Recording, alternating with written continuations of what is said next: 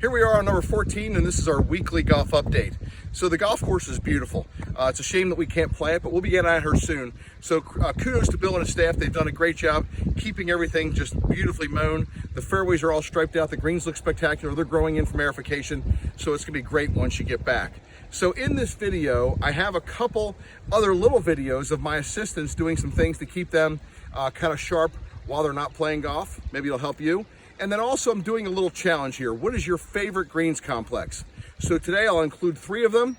I'm gonna outline them just with a little video, and just in the comments below on YouTube, write down what number green is your favorite green complex. I'm gonna try to get to them all, but right now I'm only putting 3 in there.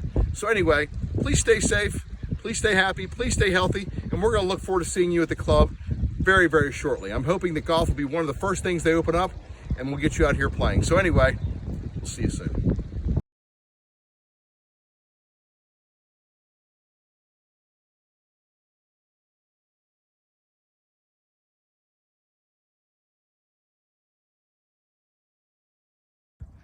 Here I am behind number 3 green. This green certainly has a ton of movement. And also, this is one of the only greens that has really been altered. Yes, we did lift number 6, but the back portion of this green was added sometime, not really sure, 30s, 40s, 50s, 60s. Jeffrey Fick could probably tell me. But in this back half here, boy, I'll tell you, when the greens get moving fast, you don't want to hit it back here and be above the pin. Also, this hump is a great feature. If you hit the ball front and the pin's in the back, it's going to make for a really challenging putt. Also down here, kind of just over the bunker, again, a lot of slope. The easiest pin placement on this green is the front center. I believe it has the least amount of movement. But number 3 green, what a great, great green. Okay, here I am off to the side of number 1. I feel number 1 is an unsung hero of greens. Has quite a bit of movement, although a lot of it is subtle. In the very front of the green, there's a little bit of a hump there where the ball can roll one of any 4 directions depending on where you are on the hump. Obviously, there's a little cutout on the right-hand side, and then back right, that thing slopes off pretty hard. So number 1 green, pretty big green, offset, not directly lined up with the fairway. What do you think? One of your favorites? Here we are at number 10 green. I think this green is largely underrated. It's a small green for a short par 4. It has the hole bottom right where we put the pin for challenging times, like a men's invitational or member or even a men's club championship. And then on the left-hand side, which is on our right, it's relatively flat, but the closer it gets towards this back edge, boy, does it start to slope upwards, especially on this left-hand side to your right.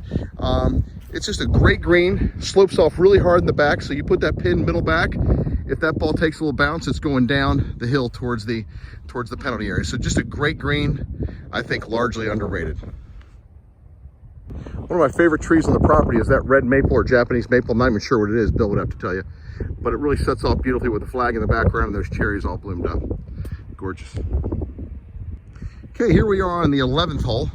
Just beautiful. Trees are in bloom, the fairways look spectacular, the tees look great. And here's the bunker that I call the knuckle bunker, because I think it looks like a set of knuckles. That left side there. Set of knuckles. Probably don't make much sense. But anyway, that's what I've always called it. But just a great hole. We'll be back to playing it soon. The tall fescue that was planted to the left of number 3 is growing in really well. And here's a really good way to show the difference in the 2 grasses, if you can see that. The tall fescue is a finer grass, whereas the turf type tall fescue, you can see the delineation there. Turf type, tall. The turf type is a thicker blade grass, which is gonna be a little bit more snaggly if it gets long. This stuff is gonna be a little bit more easier to find your golf ball in longer conditions. You looking over the stream towards 14 green, absolutely beautiful. Little country club of Maryland lore here. Did you know that this exists? I hate this rock, Stan Bailey. This is the rock that lines up with a fairway up towards the green. Wonder who put that there. This year marks the 30-year anniversary of the Maryland Amateur at the Country Club of Maryland. That year, Jim Cosgrove, who was still a member of the Country Club of Maryland, was the Maryland State President. And the winner that year, at 54 years of age, an incredible feat, was Charlie Harris. So congratulations to Charlie on a great win. He's still going strong at 84. And congratulations to Jim Cosgrove on all your years of service. What's going on, everybody? It's Kyle. I just want to show you what I got set up here in the yard to cope with my golfing addiction. I know a lot of you are probably feeling in a similar way. Can't get to the club, can't practice. So what I did here was to set up a little chipping drill. Got one box a little bit further down the yard than the other, just focusing on my landing spots, some high flop shots, some low spinning shots from different lies. And that's pretty much what I've been doing to cope. How about you?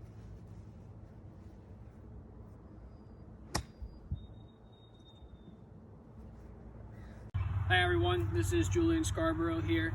If you haven't met me yet, I'm the new assistant golf professional at the Country Club in Maryland. I hope everyone is hanging in there okay through these quarantine times. I know it's hard without all the golf. I miss it too. I wish I could get out there and play. In the meantime, I'm fortunate enough to have a nice big yard space where I can keep my short game and pitching sharp. So here I've got a drill set up with 2 alignment rods. You can use old golf shafts if you have anything you can stick into the ground. Right now I have them about 6 inches apart, and this is just a drill for chipping. So the primary goal is pretty simple. I'm going to take a few shots here and do my best to get them to go straight through those rods there, just like that. This is a really great drill because you can quickly see whether you're missing your alignment left or right. You can make any adjustments that you need. Take a look at the video from behind. You can always get the video yourself. You can make this drill harder as you get better at it in a number of ways. You can move the alignment rods a little closer together, maybe 2 or 3 inches apart, or you can lengthen the distance away from them you are. So this is a great drill, great to gather a lot of information. It's a great way to keep your game sharp. And it's actually great. When you're on the golf course, if you do this drill enough, you begin to have the ability to envision these lines.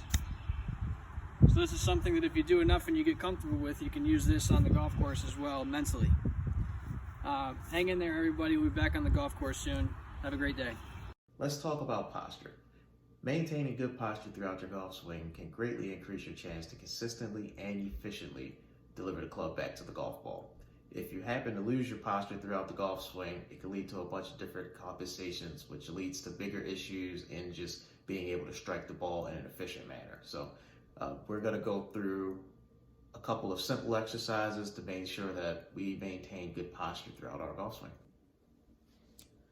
This is called C posture. C posture is when you are slouched over with your shoulders at address and you create this roundedness look with your upper spine.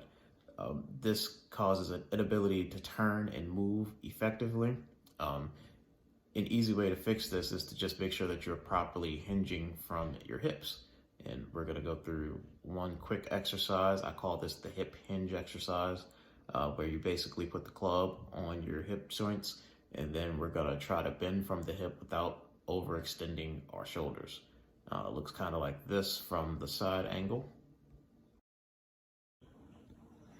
And as you can see, I have the freedom to move both back and through to the golf ball. This one is called the W stance. You take the club like so, place it behind your head. You make a W stance with both your arms and your body. And again, we're just gonna bend from the hip like before. It should keep your shoulders nice and back. And again, this will increase your ability to turn throughout the golf swing and hopefully hit a decent golf ball.